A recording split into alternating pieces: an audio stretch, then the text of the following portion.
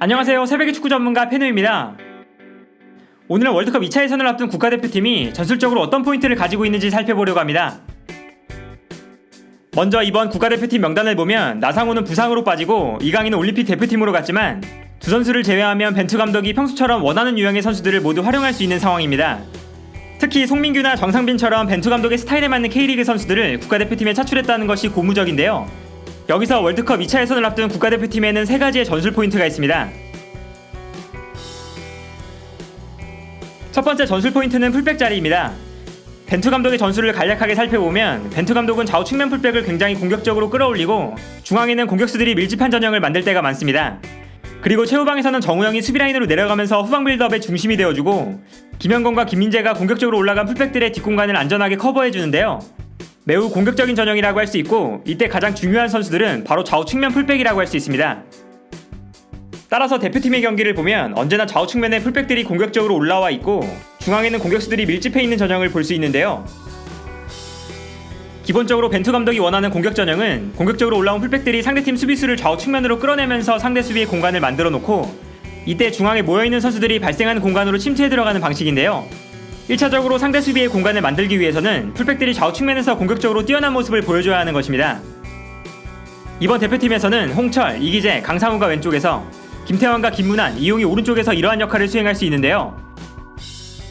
다만 강상우의 경우에는 소속팀인 포항에서 왼쪽 풀백으로 뛰고 있지만 국가대표팀에서는 풀백이 아니라 윙어로 분류될 가능성이 크고 왼쪽 풀백으로 기용된다 하더라도 홍철과 이기재 그 다음 순번으로 기용될 확률이 높습니다. 일단 벤투 감독 체제에서 풀백은 측면으로 볼을 몰고 들어간 이후에 상대가 끌려 나오면서 공간이 발생하는 순간 빠르게 침투하는 선수를 향해 크로스를 올려줄 수 있어야 합니다. 그러나 여기서 문제는 강상우는 왼쪽 풀백으로 뛰는 오른발잡이 선수라는 것인데요.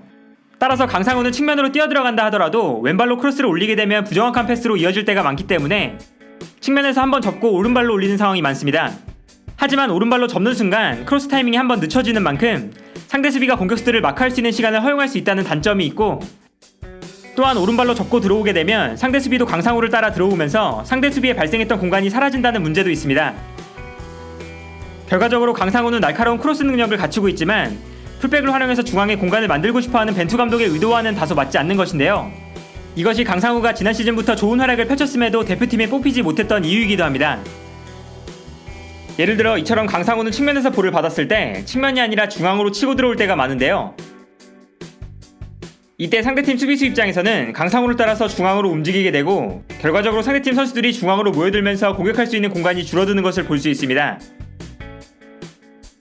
물론 포항에서는 강상우를 활용하기 위해서 강상우가 한번 접고 크로스를 올리는 타이밍에 선수들이 침투해 들어가는 패턴을 철저하게 준비해오기도 하고 강상우가 중앙으로 들어올 때 주변에 있는 선수들이 측면으로 빠져나가주면서 상대 수비수가 중앙으로 들어가는 것을 방지하는 동시에 강상우의 크로스를 효과적으로 사용하고 있습니다.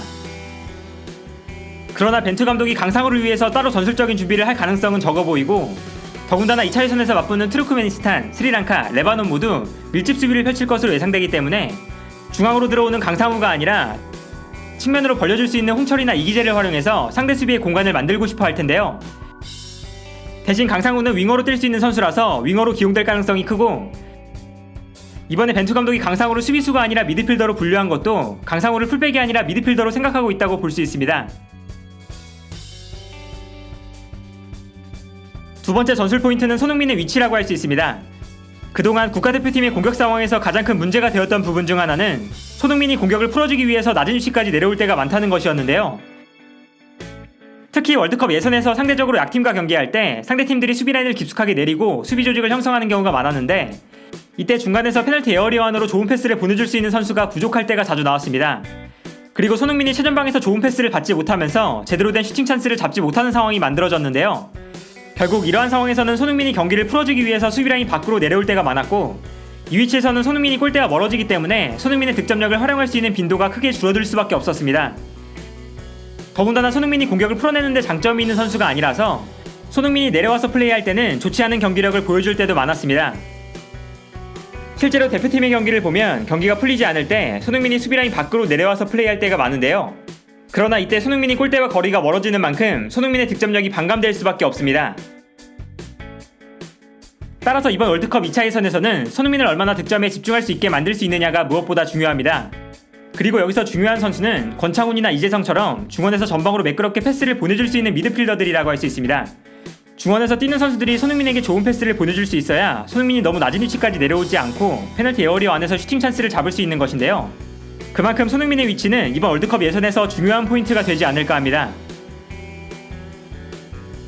그리고 이번 월드컵 2차 예선에서는 결국 상대의 밀집 수비를 어떻게 무너뜨릴 수 있느냐가 가장 중요한 포인트라고 할 수 있습니다.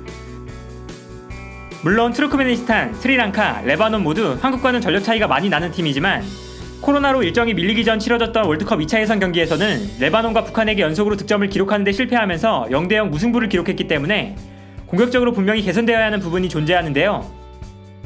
특히 이번 월드컵 2차 예선이 모두 국내에서 열리는 만큼 상대팀들이 수비적으로 나올 것으로 예상되고 따라서 벤투 감독은 좀 더 과감하게 공격적인 전략을 들고 나올 가능성이 큽니다.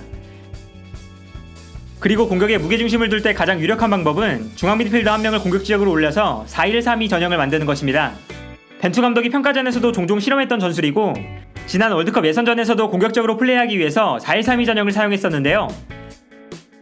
이러한 전형은 기본적으로 페널티 에어리어 안으로 들어가는 공격 숫자가 많아진다는 특징을 가지고 있고 무엇보다 손흥민이 측면이 아니라 중앙에서 뛰는 만큼 측면 수비에 대한 부담을 덜고 좀 더 자유롭게 움직일 수 있다는 장점도 있습니다.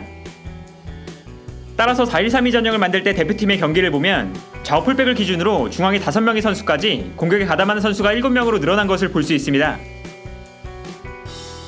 그러나 4-1-3-2 전형은 공격 숫자가 극단적으로 많아지기 때문에 수비적으로는 불안한 모습을 노출할 때가 많습니다. 보통 중원에 정우영 한 선수가 남아있는 만큼 상대팀이 공격을 전개할 때 최후방에 있는 김영건이나 김민재가 공격적으로 올라와서 넓은 공간을 커버하는데요. 이때 상대팀 입장에서는 수비수 한 명만 따돌리는 데 성공하면 결정적인 찬스를 맞이할 수 있는 것입니다. 예를 들어 이 장면을 보면 많은 선수들이 공격으로 올라간 상황에서 상대팀이 역습을 전개하는데 이때 김민재가 역습을 차단하기 위해 과감하게 전진하는 것을 볼 수 있습니다. 그러나 이 장면에서는 김민재가 역습을 차단하지 못하고 상대팀이 공격을 전개하는데요.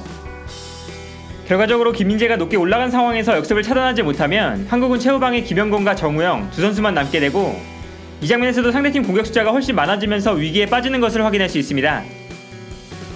따라서 한국이 득점을 위해 공격 숫자를 최대한 늘렸을 때는 전방에 많은 선수가 배치되어 있는 것을 활용해서 볼을 빼앗겼을 때 상대가 역습을 나오지 못하도록 전방에서 강하게 압박을 시도하는 것이 중요하다고 할 수 있습니다. 그리고 추가적으로 김신욱을 활용하는 것도 상대의 밀집 수비를 무너뜨리는 데 중요한 포인트가 될 수 있습니다. 벤투 감독은 스피드가 빠르고 최전방에 배치되었을 때 측면과 중앙을 폭넓게 돌아다닐 수 있는 공격수를 선호하는 성향이 강해서 한때 벤투 감독 체제에서 김신욱이 기회를 받지 못할 때도 있었는데요.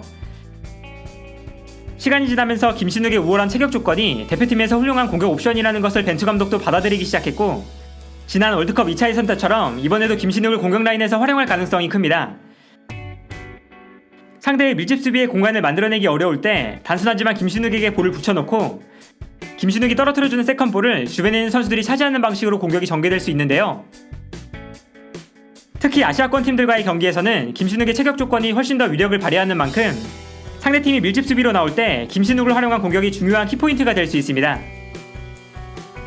오늘은 이처럼 월드컵 2차 예선에서 볼 수 있는 전술 포인트에 대해 살펴봤습니다. 코로나로 일정이 많이 밀린 상황에서 펼쳐지는 월드컵 예선이고 오래 기다린 만큼 대표팀이 좋은 모습을 보여주길 원하는 축구팬들의 기대가 큰데요. 전술 포인트와 함께 경기를 보신다면 더욱 재미있게 대표팀 경기를 관람하실 수 있지 않을까 합니다. 오늘 영상은 여기까지고요. 시청해주셔서 감사합니다.